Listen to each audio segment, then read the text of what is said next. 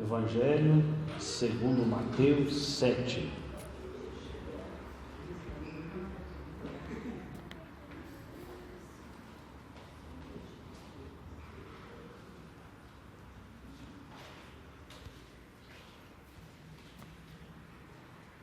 Versículo 1. Mateus 7, versículo 1. Essa passagem, queridos, ela é o próprio Jesus dizendo, e ela faz parte do Sermão do Monte, tá? Para você fixar isso aí. Então Jesus fez uma série de discursos, desde lá de Mateus 5, capítulo 5, ele entra no 6, no 7, e tudo isso é o Sermão do Monte.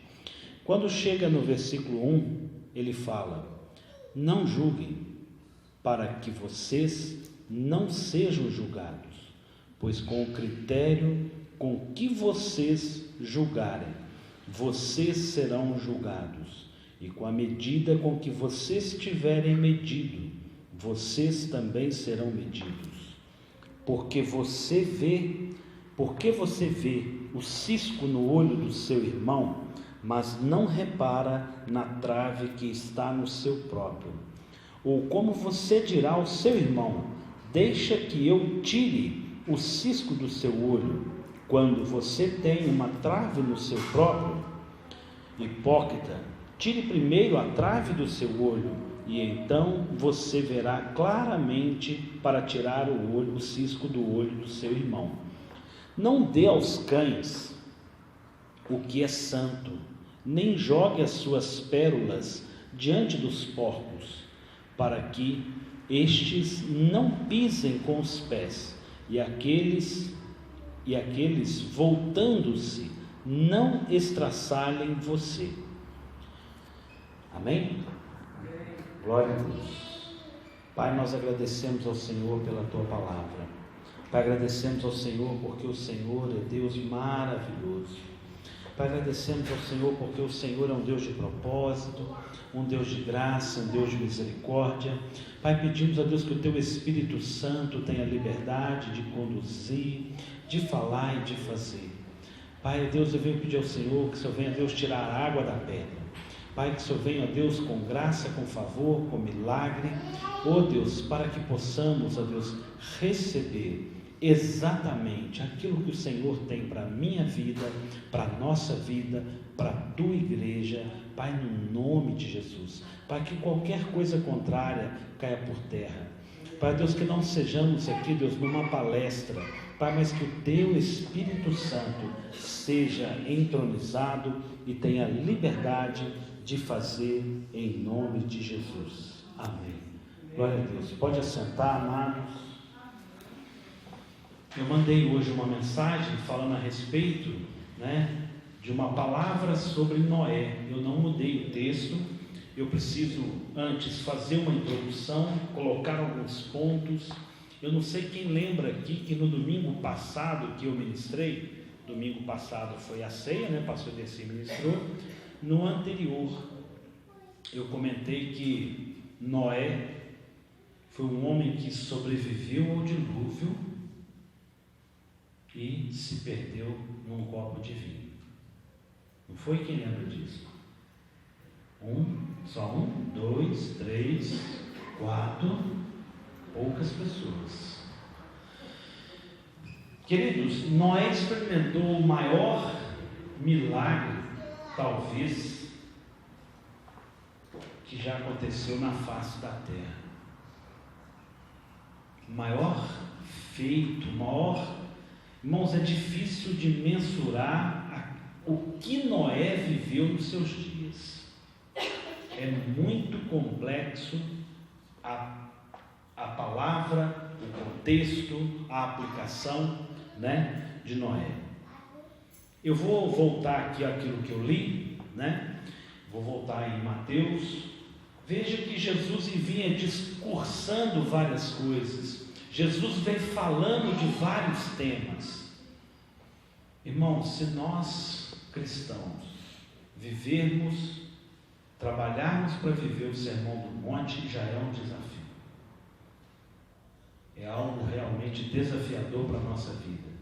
quer conhecer bem a palavra, quer fazer uma boa leitura bíblica, se esmere em conhecer o Sermão do Monte, porque tem aí vários pontos importantíssimos para a nossa vida.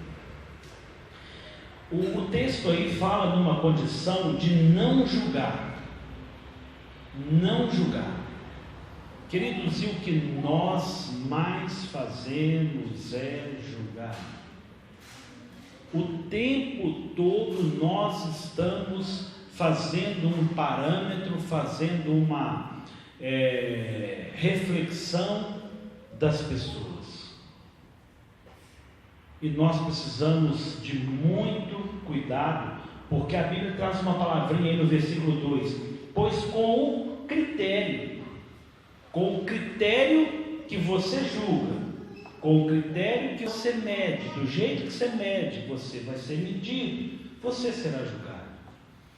Jesus deixou essa passagem aqui por despercebida, é porque ela era importante para nós nos dias de hoje também, e nós precisamos realmente valorizar isso, valorizar muito. Queridos, a congregação cristã, a família cristã, a igreja dá o nome, né? O nosso arraial, o nosso povo, o povo de Deus, o aglomerado de pessoas cristãs que somos, que nos se representa com uma igreja, com uma denominação, precisa entender o cuidado de nós não julgarmos. Queridos, nós temos tantas denominações e muitas delas com pontos divergentes, nada importantes, nada que mude a profundidade da palavra ou a essência do Evangelho. E a gente julga a própria igreja, julga os próprios irmãos, estamos o tempo todo julgando, sendo que Jesus disse: cuidado, tira a trave do seu olho, faz uma leitura, faz uma avaliação. E eu fico me perguntando aqui até que ponto que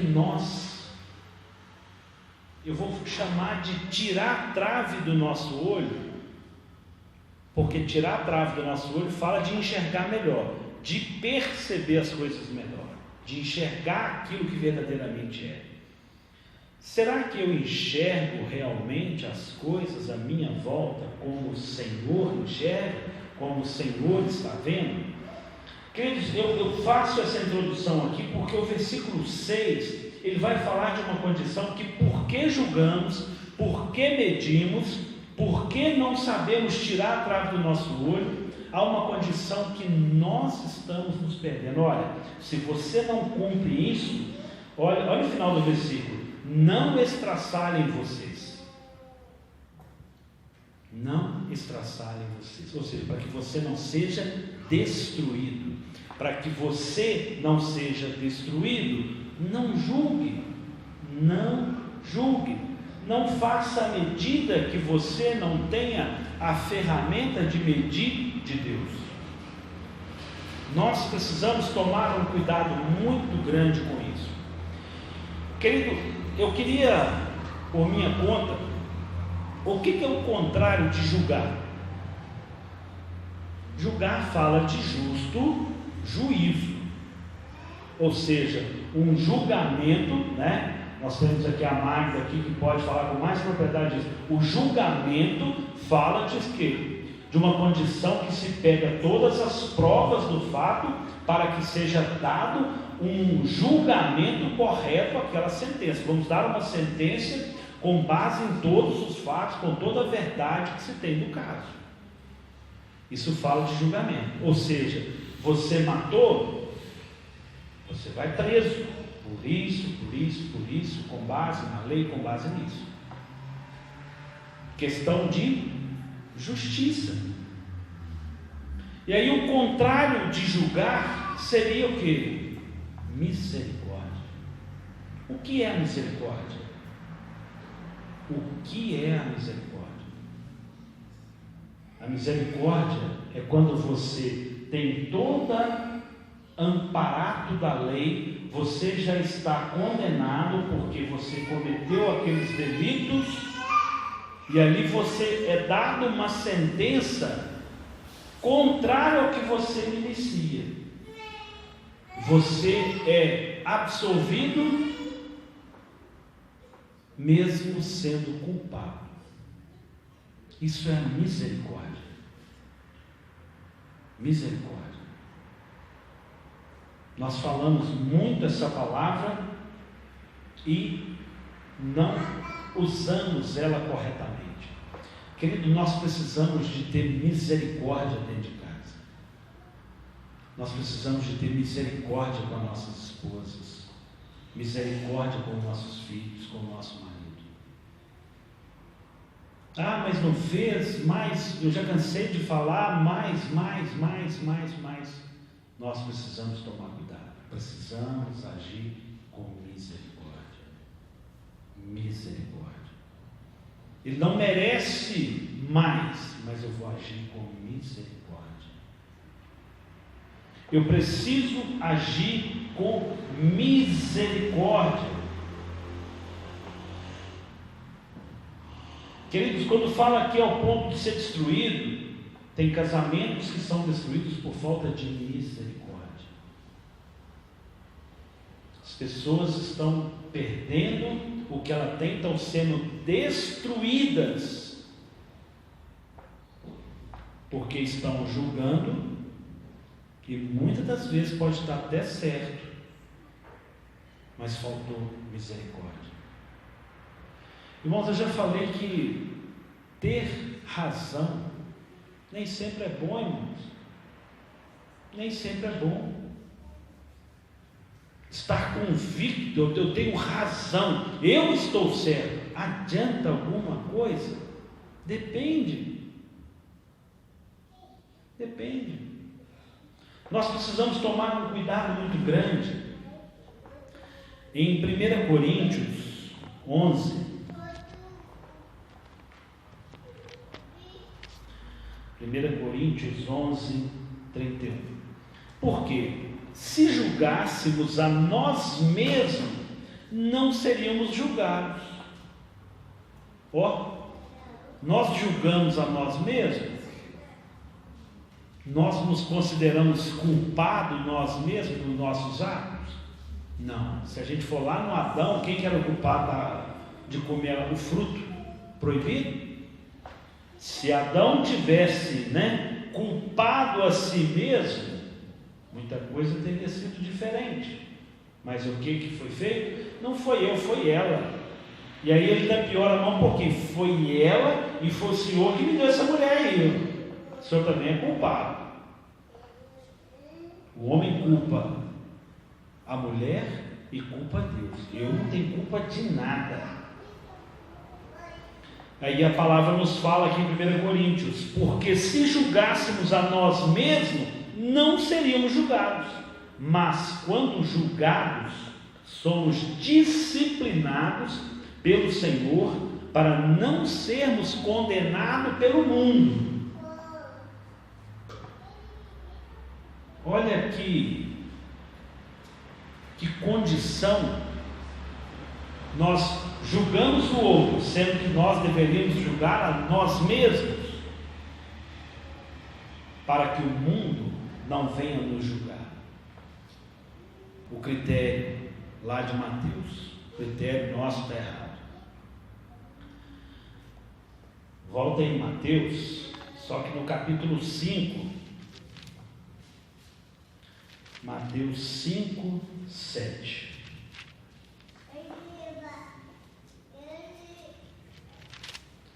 Mateus 5, 7. O início do Sermão do Monte, o próprio Jesus falando. Bem-aventurado ou feliz os misericordiosos, porque alcançarão misericórdia. Eu quero ter misericórdia, eu quero que tenham misericórdia de mim, mas eu não tenho misericórdia do outro. Eu não tenho misericórdia do outro, mas eu quero que tenha misericórdia comigo.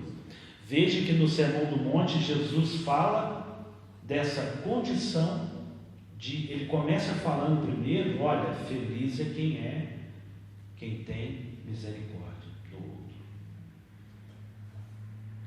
Irmãos, entender essa palavra misericórdia, ela é desafiadora.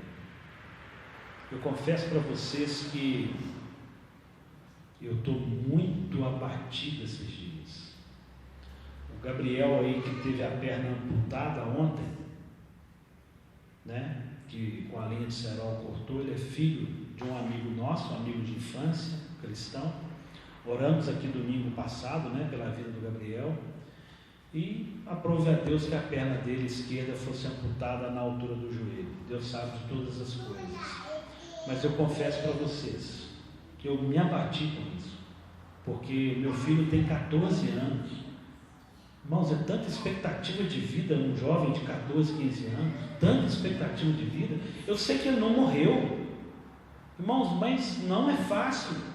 E eu confesso para vocês, para a nossa geração é muito mais fácil do que para essa geração que vem.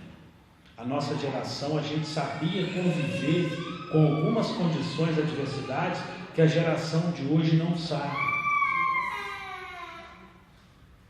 Quando foi dada a notícia lá no hospital para o Gabriel que ele iria ser amputado a perna dele, mesmo ele já estando um pouco sedado, ele gritava: mãe, pelo amor de Deus, mãe, não deixa cortar minha perna não, mãe, pelo amor de Deus, não deixa cortar minha perna não, as pessoas vão rir de mim.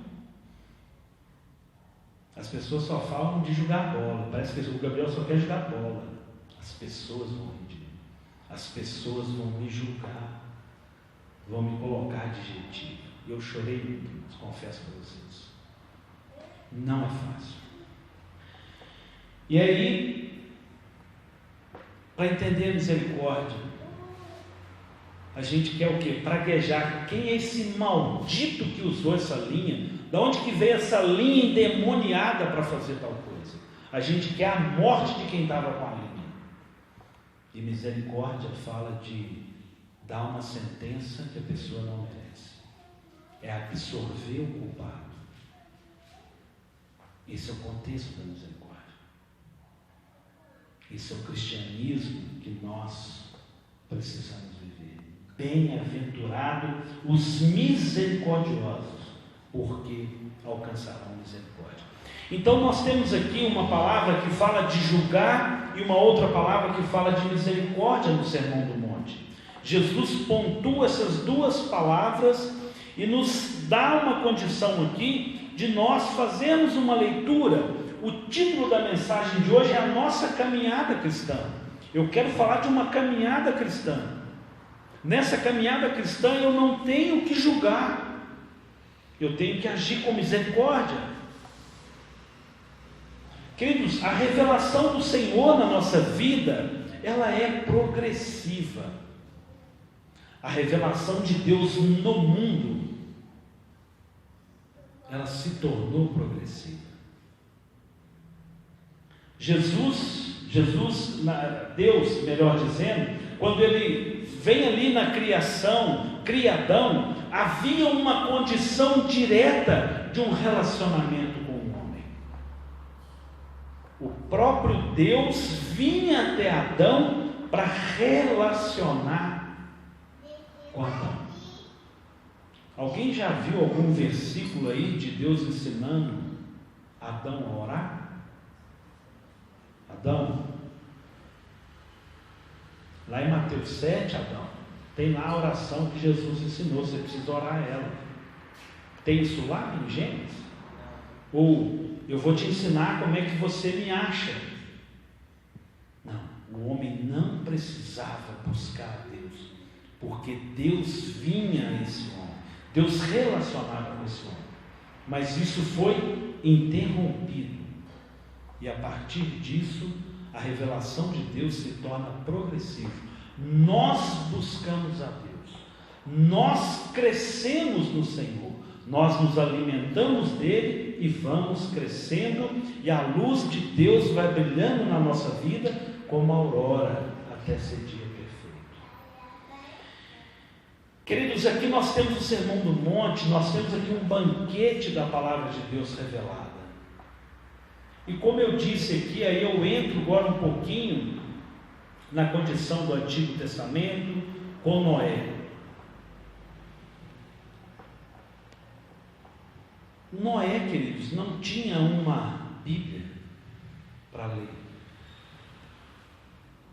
Noé não tinha uma revelação de Deus de alguma forma da lei. Quando você vai lá, a lei mosaica que veio em Moisés, havia ali todo um direcionamento. Olha, vocês precisam viver assim, assim, assim, assim, assim. Mas até Moisés tinha a lei, e havia uma condição de uma interrupção desse relacionamento. O relacionamento de Deus com o homem foi mudado.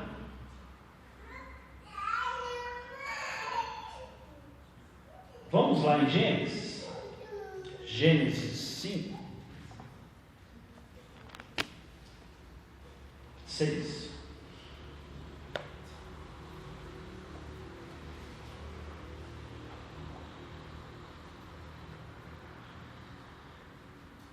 Veja que havia ali, nos versículos anteriores, aí no capítulo para trás, do 6, anterior ao 6, vai falar da criação do homem, que Deus fez e tudo era muito bom, maravilha. Chega Noé, no 6, 8, porém Noé encontrou favor aos olhos do Senhor. Havia uma condição no contexto, que a terra estava corrompida. A terra estava corrompida e alguém achou graça diante de Deus. Você já parou para pensar qual o critério, qual a base Noé tinha para que Deus achasse graça nele? Nós não temos um versículo que fala que Deus já havia revelado: Noé, a sua vida precisa ser assim, assim, assim. Noé estava vivendo sobre a face da terra. Deus, vendo que o homem estava corrompido, Deus viu Noé e achou graça pela sua vida. Irmãos, nós temos a revelação plena da palavra.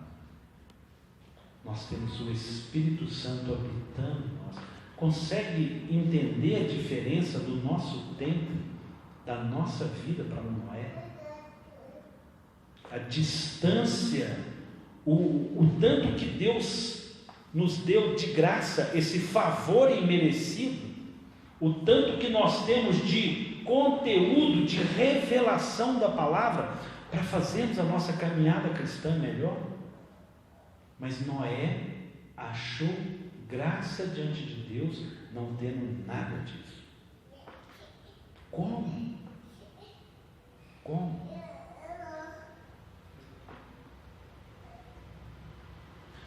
Qual é o padrão de justiça da época de Noé? Quais os critérios Noé entendeu e começou a viver para que um Deus grandão pudesse o enxergar?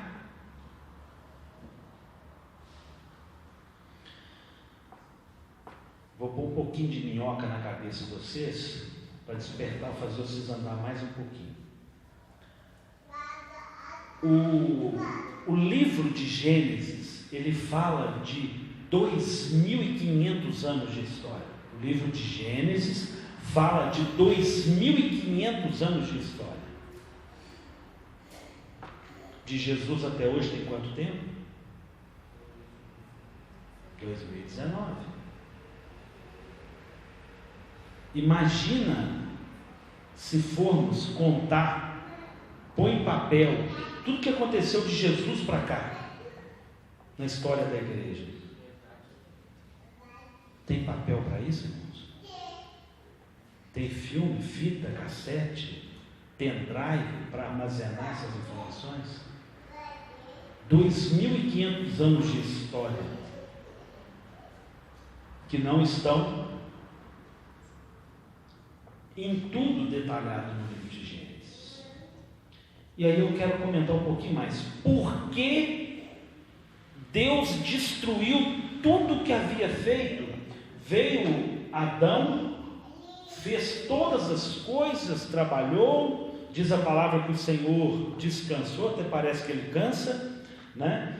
E ali, ou seja, toda uma criação, tudo feito, tudo belo, tudo gostoso, e depois Deus viu, né, no 6:5, o Senhor viu que a maldade das pessoas haviam se multiplicado na terra, e que todo o desígnio do coração delas era continuamente mal. Então o Senhor ficou triste. Claro que Deus não fica triste, isso aqui é uma antropopatia, é uma condição, uma característica humana que se coloca em Deus para que eu e você consiga entender. Ou seja, é como se a condição do homem não ser como Deus em tese esperaria que nós fôssemos, ou seja, Deus ficou triste por causa disso. Não. Ou seja, Deus estava vendo que o homem estava com o coração corrompido, e haver feito o homem, isso lhe pesou no coração. E o Senhor disse: farei desaparecer da face da terra o ser humano que criei, e destruirei. Por que da destruição? Por que da destruição? Por que Deus destruiu? Então tem que destruir hoje de novo, irmãos. O coração do homem hoje é bom? A gente vê tantas coisas aí na televisão, aí, o coração do homem é bom, por essência? Será que antigamente era pior do que hoje? Como eu falei, queridos, são 2.500 anos de história.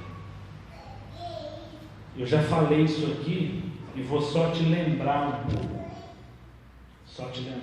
Eu não marquei, eu estou com a Bíblia nova aqui. Mas há uma condição que os filhos dos homens começou a namorar as filhas de Deus. E aí a coisa deu tudo errado. Esquisito quando você lê isso, né? Capítulo 4. Está no 4? Está no 6 mesmo? Naquele tempo havia gigantes na terra. E também depois, quando os filhos de Deus possuíram as filhas dos homens. Vou pôr minhoca na sua cabeça para você ler a Bíblia mais aprofundada. Vou pôr minhoca. O culto de quinta-feira é um culto de estudo da palavra. É para despertar você a aprender. Quem são os filhos de Deus? Quem? Zé Maria não vale, mamãe não vale. Quem? Quem são os filhos de Deus que possuíram as filhas dos homens? Quem? Sopraram aí. Quem? Fala. Os anjos. Os anjos fizeram um relacionamento com as mulheres. O espiritual relacionou com o físico e rompeu uma lei de Deus que Deus não gostou. E por isso desse relacionamento geraram gigantes. Está escrito na Bíblia. Não estou interpretando, não. Deus não destrói o mundo por uma condição que o coraçãozinho do homem ali estava mal, ali fazendo maldadezinha, não, irmãos. Tinha uma série de coisas acontecendo. Muita coisa acontecendo. E Deus resolve fazer esse conserto. Eu estou te falando isso para você entender o contexto, como é que é tão distante a nossa geração. A gente vê falar de gigante na Bíblia e entende que é tudo normal. Da onde que vieram esses gigantes?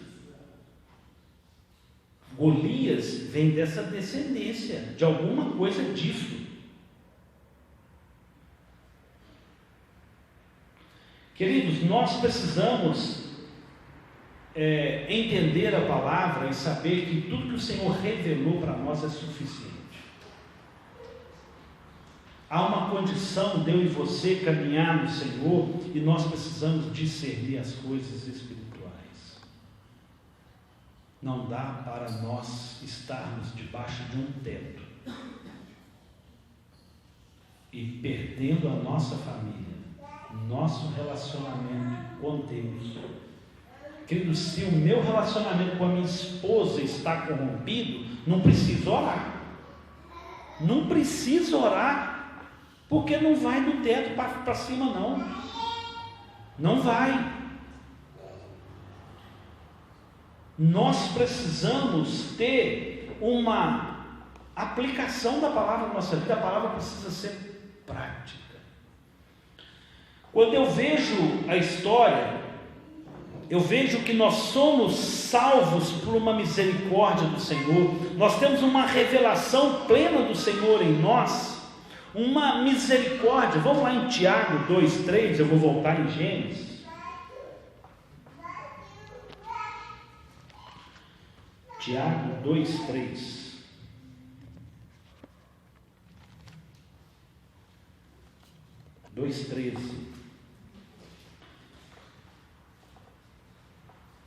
Porque o juízo é sem misericórdia sobre quem não usou de misericórdia. A misericórdia triunfa sobre o juízo. A misericórdia triunfa sobre o juízo. A misericórdia triunfa sobre o juízo. Eu preciso viver a misericórdia para que eu seja vitorioso sobre o juízo na minha casa. Fez assim comigo, agora eu pago com a mesma moeda, olho por olho, dente por dente. Cuidado. No emprego, no seu trabalho, fez comigo, eu vou descontar. Não, isso não é cristianismo. Nós não ganhamos a pessoa dessa forma. Um bom começo não garante um bom final. O sucesso de ontem não garante o que aconteceu. Eu digo isso em relação a Noé. Queridos, Noé teve uma condição de 100 anos, mais ou menos, sendo chamado de louco, de doido. Veja que Deus chegou a Adão e revelou a Adão, falou com Adão. E depois Deus interrompeu isso. E aí agora ele chega em Noé e fala com Noé. O povo vivia 900 anos. Noé viu falar de Adão como quem viu falar do ex-prefeito de Betim. A história era contada com tamanha conteúdo, propriedade de informação, porque várias pessoas estavam ainda vivas que relacionaram. Ou seja, Noé relacionava com pessoas que eram do tempo de Adão, que viu Adão, que conversou com Adão, que sabia de uma revelação de tudo aquilo que Deus apresentou e falou. Eu queria ter trago uma linha de tempo para colocar ali. Queridos, Noé, ele está num contexto de muitas pessoas antecessoras a ele, que ele conversou igual nós conversamos aqui, vinculado a toda a história. E aí, uma pessoa que chega para ele e fala assim, aqui, Deus falou comigo que é para mim construir uma arca, que vai vir um dilúvio, vocês vão morrer tudo. Irmãos, para e pensa. Se fosse você ou Noé, você chegasse para alguém e falasse, aqui, Deus falou que é para mim construir uma arca, vai entrar eu, minha esposa, meus filhos, minhas noras, vai entrar bicho comigo para dentro da arca e o resto tudo vai morrer. Se pregar o evangelho, quando a gente fala no nosso contexto, se você não aceitar Jesus, você vai para o inferno. As pessoas não gostavam do evangelho que a gente pregava antigamente, porque era esse o evangelho que a gente pregava. Você imagina o cara chegando e falando assim, aqui, eu estou construindo essa arca porque vocês vão morrer. Eu fico imaginando, isso aqui já não está na Bíblia, Noé começa a construir a arca. E ele está na dele. Aí chega um e fala para ele assim: ô doido, o que você está fazendo aí? Não sou doido, Deus falou comigo. Isso aqui é uma coisa minha de Deus. Eu imagino ele tentando assim amenizar. Você é doido.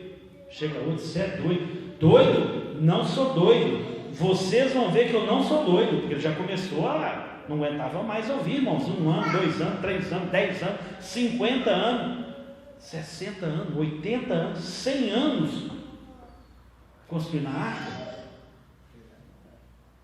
Irmãos, quando ele estava com 600 anos, a chuva caiu. Todo mundo que chamou ele de doido viu que ele não era doido. Todo mundo que chamou ele de doido viu que ele não era doido. Quando nós agimos com misericórdia com as pessoas na nossa casa, na nossa família, na nossa empresa, quando você age com misericórdia, os outros vão falar que você é doido, mas Deus vai mostrar para elas que você não é doido, que vale a pena, que você ganhou, que você edificou, que você foi salvo, que você não foi destruído. Tem disso, irmão? Vale a pena agir com misericórdia. Passa o contexto. Está voando. Passa o contexto. Noé com uma convicção. Deus falou comigo, eu estou convicto. Muitas das vezes nós estamos convictos em muita coisa na nossa família, mas há uma ação externa de dúvidas. Você é doido? Não vale a pena? Para com isso, interrompe isso, não segue nesse caminho, vai dar errado. Nós já passamos pela experiência, queridos, de Noé. Você já edificou, você já construiu e viu que Deus estava com você, que você não era louco. Você já viveu isso, você tem esse sentimento em você, só precisa ser resgatado. Você sabe que Deus já falou com você, você sabe que Deus tem compromisso com você. E Noé começa a viver uma outra fase. Vem a chuva, o dilúvio passa. Irmãos, eu não sei o que é pior, se é antes do dilúvio ou depois do dilúvio. O que vocês acham? O que é melhor, antes ou depois? Irmãos, para e pensa. Para e pensa. Noé desce da arca com a sua família. Papai e mamãe não existe mais. Tio, sobrinho, primos, todo mundo morreu. A história da minha família morreu. Tudo acabou. Irmão, vocês já imaginaram que profunda solidão? Dá para imaginar a profunda solidão? Você saber olhar para frente, você não escuta uma voz, não tem ninguém,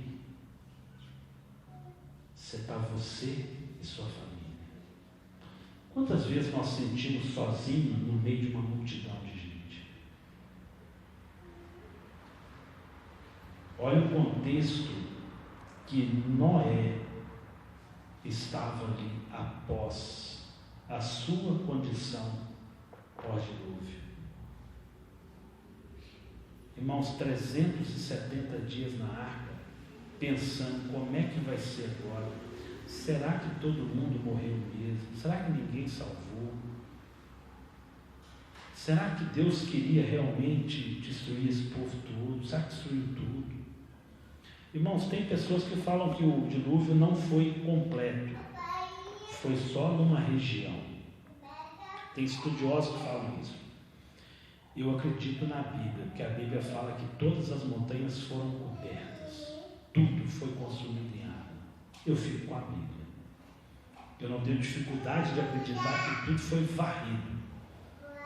Eu não tenho. Eu não tenho dificuldade nenhuma de acreditar que o dilúvio aconteceu pleno. Se alguém tem dúvida, mas eu falo para vocês, eu não acredito que o homem foi na lua até hoje. Não acredito. Eu não acredito e vou morrer não acreditando. Não foi.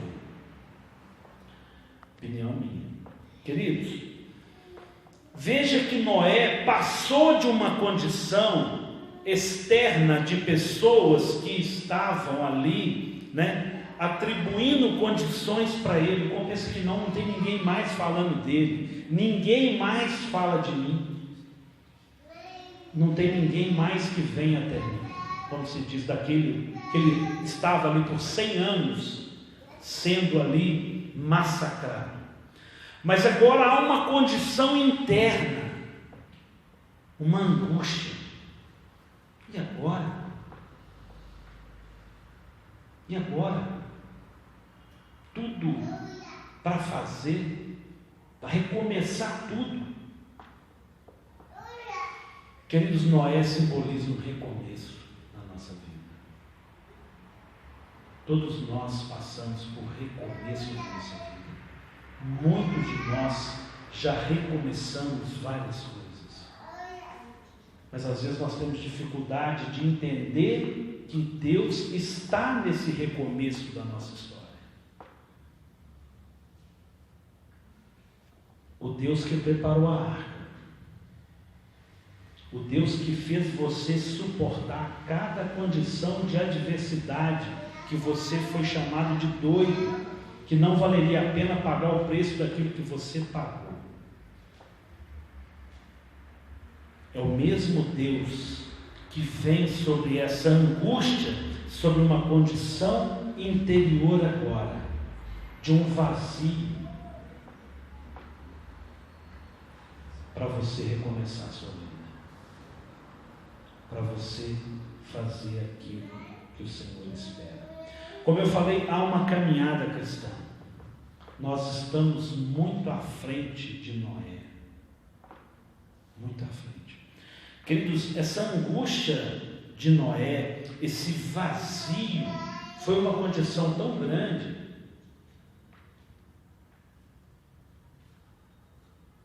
que ele plantou uma vinha e ele viu nascer. Ele viu restauração. O plantar fala de uma condição de saiu da inércia, saiu da angústia e se tornou produtivo. Uma condição pessoal que ele conseguiu resgatar, retomar na sua vida aquilo que foi interrompido.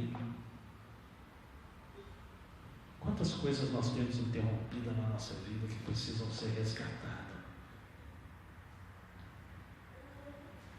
Eu falei aqui que um bom começo não garante um bom final. O sucesso de ontem não resolve hoje. Toda experiência com Deus do passado, ela precisa ser lembrada. Mas a minha caminhada com o Senhor hoje, ela precisa ser como se fosse o primeiro dia, primeiro amor. Sabe aquele dia que você foi pedir de namoro, que você ficou como quem sonha? Esse é o relacionamento com o nosso Deus diário. Todas as nossas expectativas estão nele. Veja que ele vence, ele consegue gerar de novo e produzir. Quando nós estamos numa condição corretos, reorganizados, é onde nós precisamos tomar cuidado. Venci os meus traumas, eu venci as minhas lutas. Você está enganado que você está pronto para viver sem Deus. Deus tem muito mais para fazer na nossa vida. revelação do Senhor na nossa vida ela é plena. Deus quer fazer infinitamente mais, acima de tudo aquilo que nós pensamos e que nós cremos. Tem gente parado porque a vinha cresceu. Eu colhi fruta, agora eu esqueço que eu tenho outros pontos que o Senhor espera de mim. E aí nós, como eu falei domingo, na última mensagem que eu preguei, estamos nos afogando no mesmo copo de vinho que não é. Deixando de viver a alegria do Espírito Santo, porque conseguimos fazer um vinho. É isso que Deus quer da sua vida? Só conseguir fazer um vinho? Ah, mas o vinho é alegria. Eu tenho alegria agora que eu não tinha. Mas o propósito de Deus é colocar um sorriso no seu rosto? Esse é o propósito do Evangelho? Qual o propósito de Deus na nossa caminhada cristã? Queridos, eu queria trazer você, eu vou ter que encerrar, eu confesso para vocês que eu ainda tenho uns 30% da mensagem para falar, mas eu não vou estourar esse horário. Eu tenho certeza e convicção que o Espírito Santo tem falado aí ao seu coração. Tenho convicção disso. Eu vou ler alguns versículos mais. Tito 3, do 1 ao 5. Que o Espírito Santo possa falar ao seu coração. Tito 3, do 1 ao 5. Lembrem a todos que se sujeitem aos governantes e às autoridades, que sejam obedientes e estejam prontos para toda boa obra, que não difamem a ninguém, que sejam pacificados, cordiais, dando provas de toda cortesia para com todos, pois nós também no passado éramos insensatos, desobedientes, desgarrados, escravos de todo tipo de paixões e prazeres, vivendo em maldade e inveja, sendo odiados e odiando uns aos outros. Mas quando se manifestou a bondade de Deus, nosso Salvador, e o seu amor por nós, Ele nos salvou, não por obras das justiças praticadas por nós, mas segundo a sua misericórdia. O Senhor agiu na nossa vida, nós ainda não sendo merecedores. Ele trouxe uma condição, nós sendo pecadores. Ele traz uma condição aqui, e eu quero pegar essa palavra aqui de obediência, para encerrar. Noé foi encontrado em graça.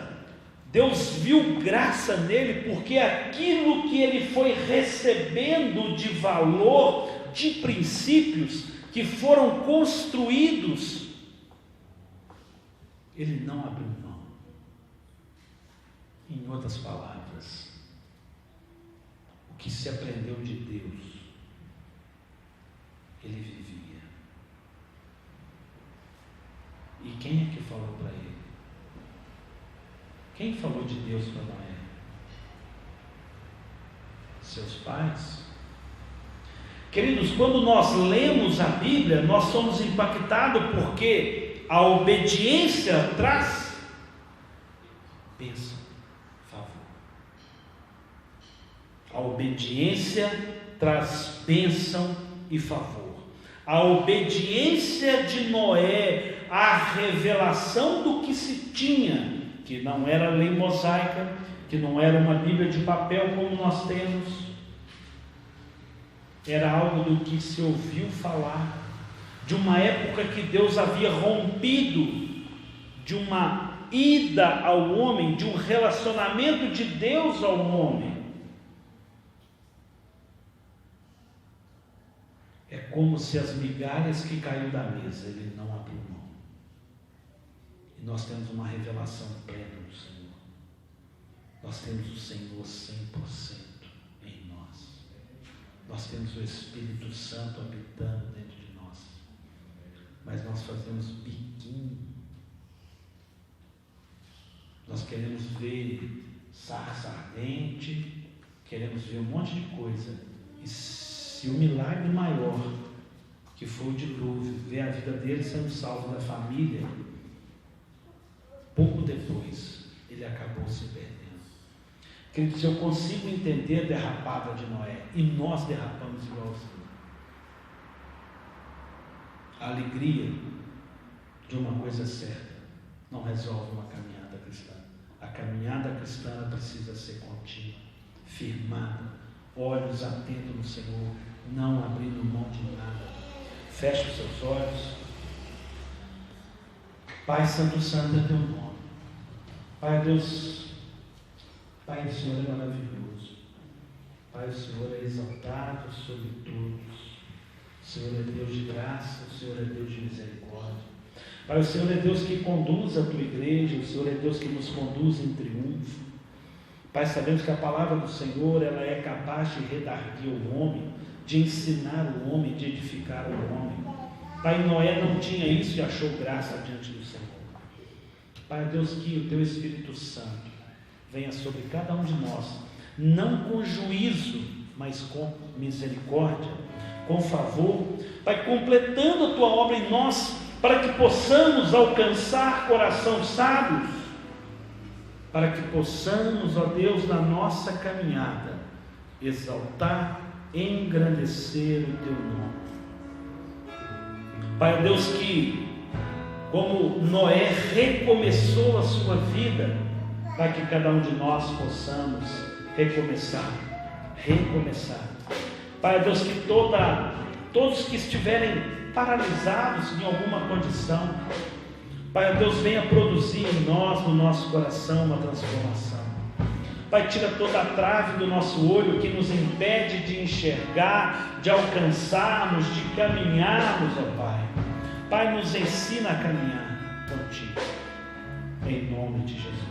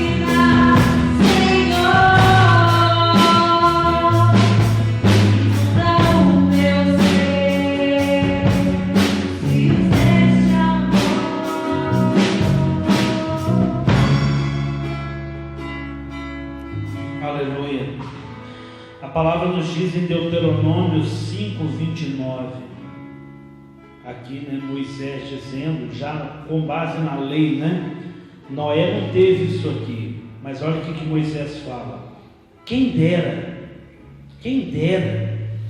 que eles sempre tivessem tal coração e sempre me temessem e guardassem todos os meus mandamentos.